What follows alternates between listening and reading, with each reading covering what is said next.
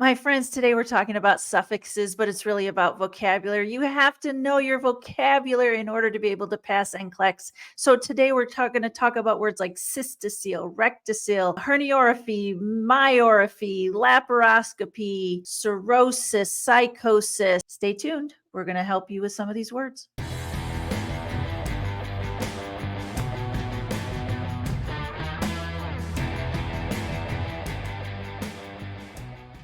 Hello, Clinic Review family. It's Dr. Sharon with Clinic Reviews. I'm so glad you joined us. Thank you for being part of our Clinic Review family. Clinic Reviews does the very best NCLEX review, in my opinion, in the entire universe, and you can find it at clinicreviews.com.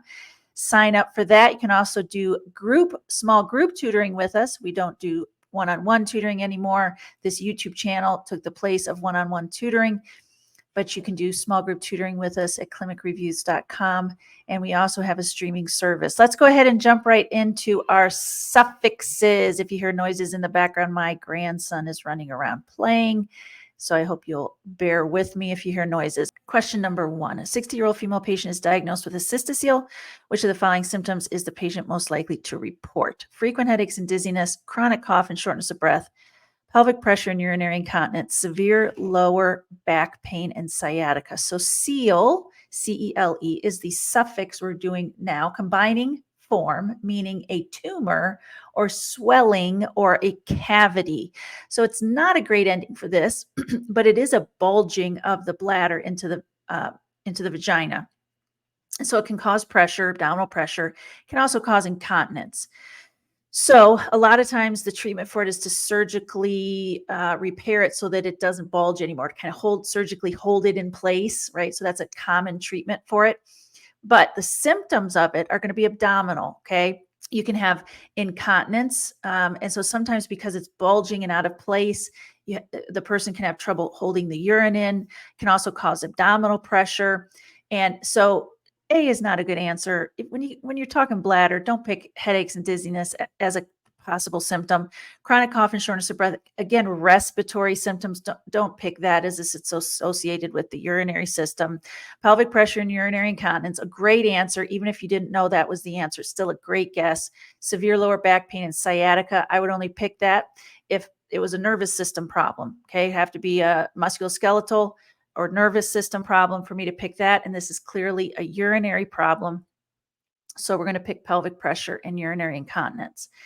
Now, just because I wanted to make sure if we're going to talk about cystocele that you kind of know what to do about it. A nurse is educating a patient with a cystocele about non-surgical management options. Which of the following should be in the teaching? So there's nothing non-surgically that you can do to treat the cystocele itself, but you can treat the symptoms of cystocele. So when we talk about non-surgical management, we're going to be treating the symptom. And what's the symptom that you can treat? If we think about abdominal pressure and urinary incontinence, there's not really anything you can do about the abdominal pressure. That has to be treated surgically, but you can treat the urinary incontinence. So what is a good way to treat the urinary incontinence? The use of hormone replacement therapy to strengthen pelvic muscles. That can be done, but it's a medical treatment, and it's best if we're talking about non-surgical management, it's always great if we pick non-medical treatments as well, right? Because we can't prescribe hormones.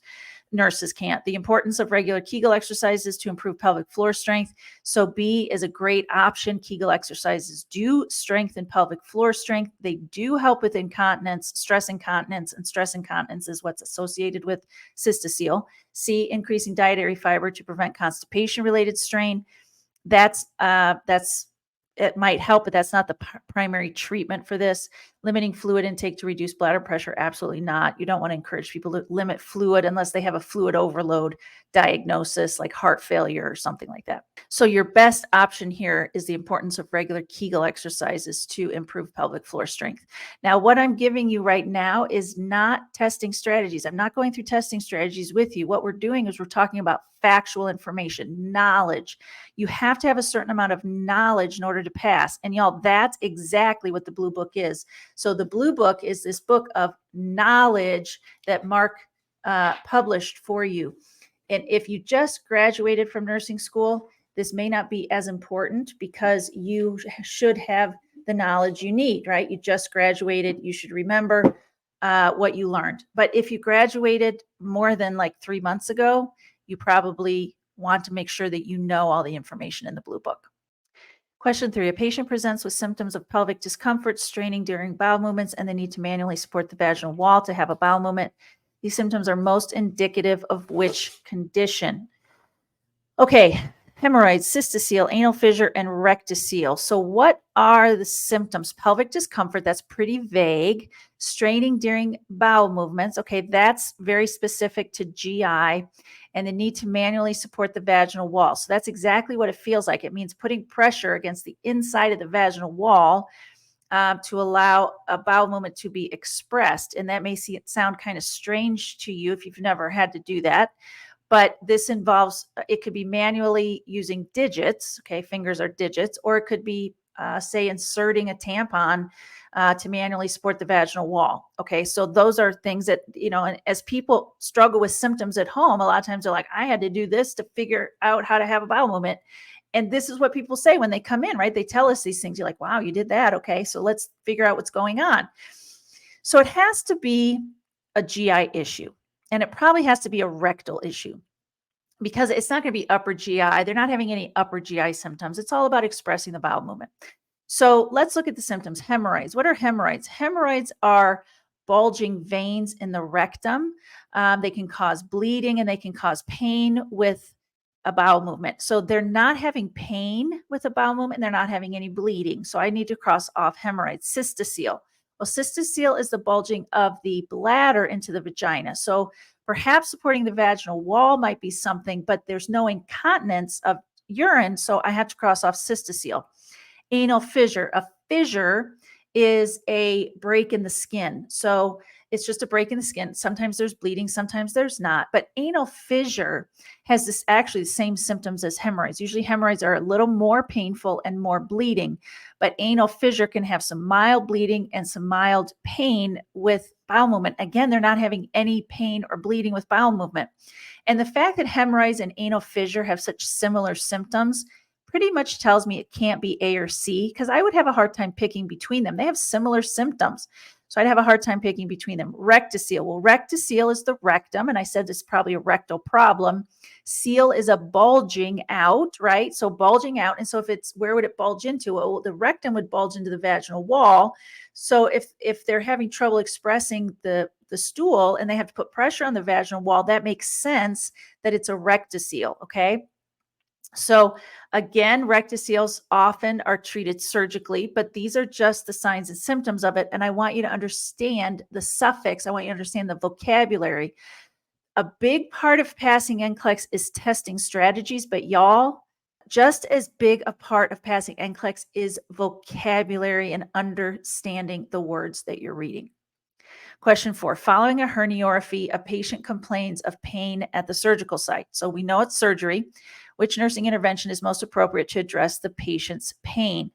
Administering prescribed oral analgesics, applying an ice pack to the surgical site, encouraging the patient to ambulate frequently, providing a high fiber diet to prevent constipation. So what's the suffix? The suffix is orrhaphy. Orrhaphy, okay? So, or just rhaphy. It's just R-A-P-H-Y or R-R-H-A-P-H-Y, rhaphy. Joining in a seam or suturing. Joining in a seam or suturing.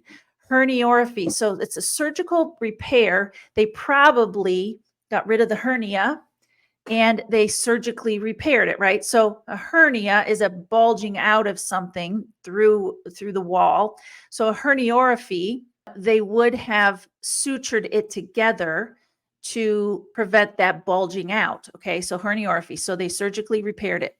So which nursing intervention is most appropriate to address the patient's pain? Well, it's interesting. They did not tell us where this hernia is. They just told us they had a hernia repair. That's it. And the intervention is to address the patient's pain, surgical pain. Okay, administering a prescribed oral analgesic would help treat surgical pain. That's true. Applying an ice pack to the surgical site would help treat surgical pain. It would help with swelling, but it's not used for pain, y'all. Ice is not used for pain. It's used for swelling, and there's no evidence of swelling here. They didn't say there was swelling. So I'm crossing off B, encouraging the patient to ambulate frequently.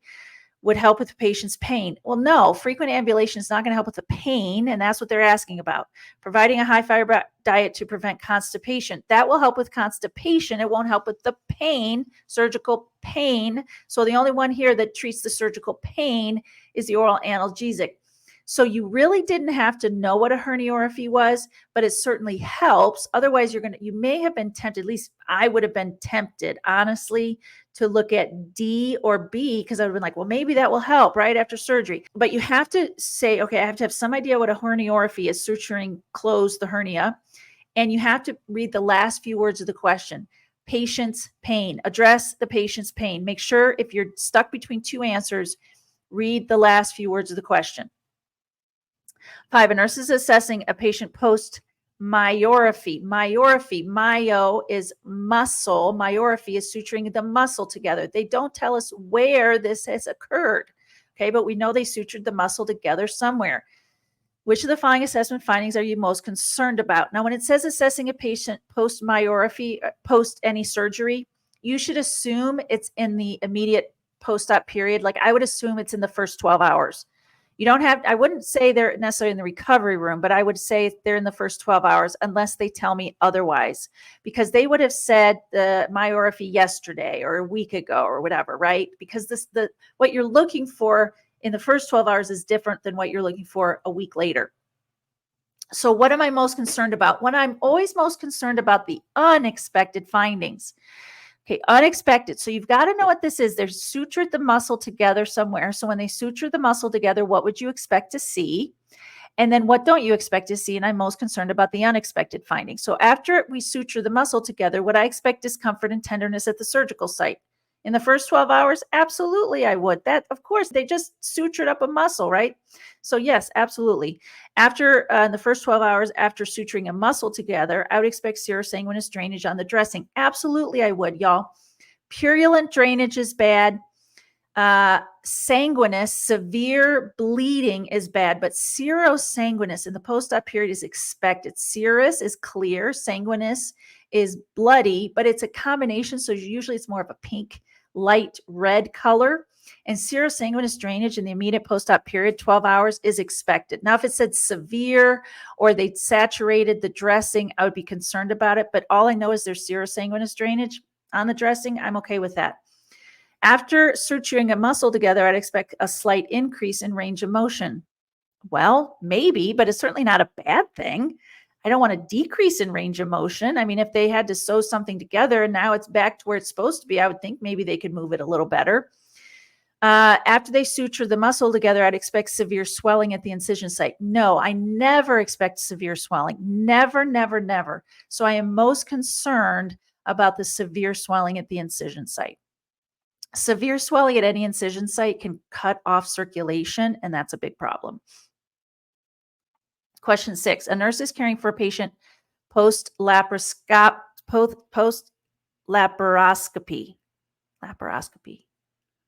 I think I said that right. Post-laparoscopy, who is experiencing nausea and vomiting. Which order will you implement first? All right. Scope or scopy is the suffix here. So instrument for observation, an instrument for observation. So post-laparoscopy means they used an instrument to observe something, and laparoscopy is usually somewhere in the abdomen. So they used an instrument to look in the abdomen. So that means they don't have a lot of big incisions. They probably have a few small incisions. A lot of times it's just a Band-Aid over them. They could have used some glue to hold it together, but they don't have a ton of incisions. And so what do I expect? Well, there may be slight discomfort. They may have a little bit of abdominal distension because they put air in the abdomen so that they can see what's going on, because they're just looking through a scope. They're not cutting them open. So I'm thinking some kind of a laparoscopy so I don't expect a lot of severe symptoms, right? This is not a big deal. They didn't cut into them or cut them open. So they're experiencing nausea and vomiting. That's sort of unexpected. I don't expect that. So which order will you implement first? So I have a patient who has a diagnosis, or it's a treatment, right? Post-laparoscopy is the equivalent of the treatment, the intervention, or the diagnosis. And then I have symptoms in the question. Nausea, that means I tell you I'm nauseated, so that's subjective. And vomiting, that's objective. And I always address the objective problem first. If you're like, Sharon, where are you getting this from? You need to go back and watch the prioritization videos. I don't want to reteach something I've already taught. So we address the objective finding first. So that means I have to address the vomiting first. Administer the prescribed antiemetic. That addresses the nausea. Notify the healthcare provider. Maybe, but that's not addressing anything specifically. Start IV fluids as ordered. IV fluids addresses the vomiting because they're losing fluids, so I'm going to give fluids. Reinforce NPO status with the patient. That's not doing anything. It's just reinforcing something. Y'all, the only one that addresses the vomiting is starting the IV fluids as ordered. And if you say, but the antiemetic will address that too. No, it won't. It will address the nausea. The vomiting is the objective finding. It's the loss of body fluids. Vomiting is the loss of body fluids, okay? Just like if someone had severe diarrhea, I had an order to give IV fluids, I would do that first before I'd give the anti-diarrheal, because objectively, they're losing a ton of body fluids with severe diarrhea. Okay, so again, if you're like, Sharon, I just don't get that, you need to go back and watch the prioritization videos I've done in the past. Question 7, after undergoing a bronchoscopy, which is using an instrument to look at something, right? A bronchoscopy. Well, where's the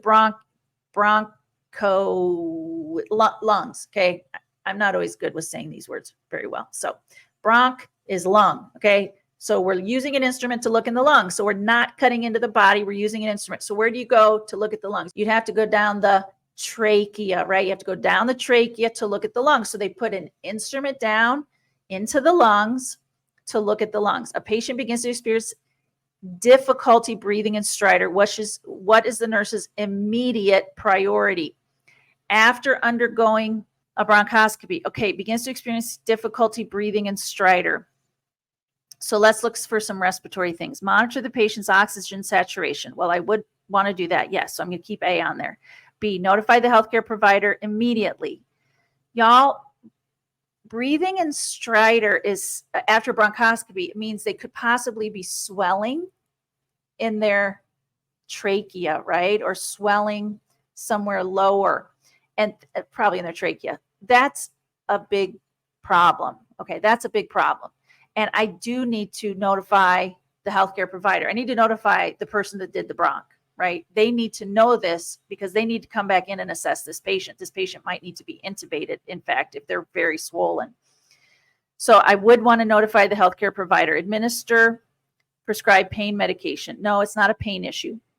Encourage the patient to take deep breaths and cough. No, that's not going to help. So it's between A and B.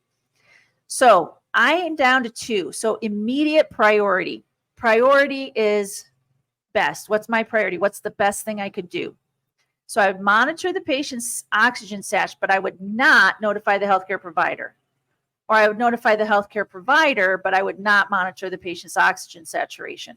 Okay, so I'd monitor the patient's oxygen saturation, but I would not notify the healthcare provider, or I would notify the healthcare provider, but not monitor the patient's oxygen saturation. Y'all, after bronch, they're having stridor. I have to notify the healthcare provider. I have to do it. I have to. That is my priority. It didn't say, what do you do first? If it said, what do you do first? I don't even know that I would change the answer if it said, what would you do first? If it's a first question, you say, well, I'd do this, and then I would do this. I would do A, and then I would do B, or I'd do B, and then I would do A. But this is a priority question. This is a best question. I can only do one thing. Which one do I have to do? I have to notify the healthcare provider.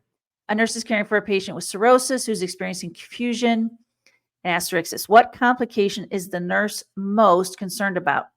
So the suffix here, osis, is a condition of, which is sort of a vague thing. But CIRRH is a prefix, sir. It actually means yellowing. So a condition of yellowing. So that refers yellowing because the liver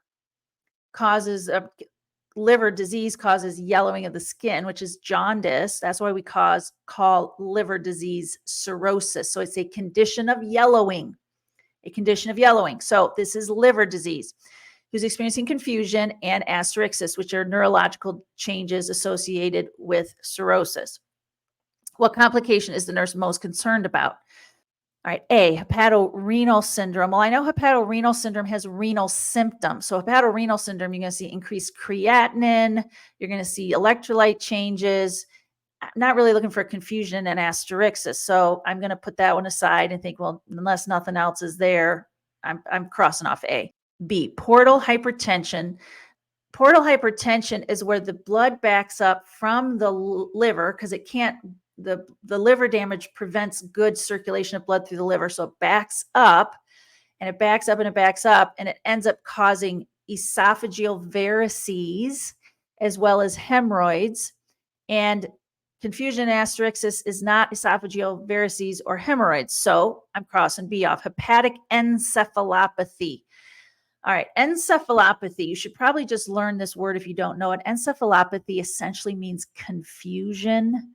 You can look it up. It probably has a more complicated definition than that, but I think of it, I just say encephalopathy is confusion. That's what it is. And hepatic encephalopathy means confusion related to liver problems. So here we have confusion as a symptom. So I'm like, oh, I like hepatic encephalopathy, esophageal varices. Esophageal varices are when the veins in the esophagus bulge out because of portal hypertension. So if I crossed off B, I have to cross off D. So the only one that makes any sense is C, hepatic encephalopathy. 9, a patient is admitted with severe agitation, auditory hallucinations, and the belief that they are being persecuted by unseen forces. Which condition is the nurse most concerned about managing? Bipolar, obsessive compulsive, panic, or psychosis. People with bipolar, particularly mania, can have severe agitation, auditory hallucinations, and being persecuted. So I'm going to keep bipolar on the list. Obsessive compulsive disorder doesn't usually have those symptoms. Obsessive compulsive disorder usually is a repeated behaviors over and over again. And so that's not what they describe. So I'm going to cross off obsessive compulsive. Panic disorder. Panic disorder is usually sweating. I mean, you can have agitation, you can have palpitations, tremors, fear, chest pain. And I don't see that. The only thing that goes with the panic disorder is severe agitation, but the other things don't go with panic disorder. So I'm going to cross those off. And then psychosis. So psychosis is essentially means believing things that aren't true, seeing things that aren't true, hearing things that aren't true, believing things that aren't true, misinterpreting reality. That's what psychosis is. Now, psychosis is a symptom of bipolar. But psychosis is also a symptom of schizophrenia. It can be a symptom of severe depression. Okay, so I'm going to pick the umbrella answer, and I'm going to pick psychosis because psychosis is like up here. And then there's all these different diseases that can manifest psychosis, but psychosis is the umbrella answer. So I'm going to pick the umbrella answer, and it is a testing strategy. Picking the umbrella answer is a testing strategy. And so I'm going to do that here because bipolar is just one type of disease that can manifest psychosis. Well, I hope you found that helpful. So I hope you have a great rest of your day.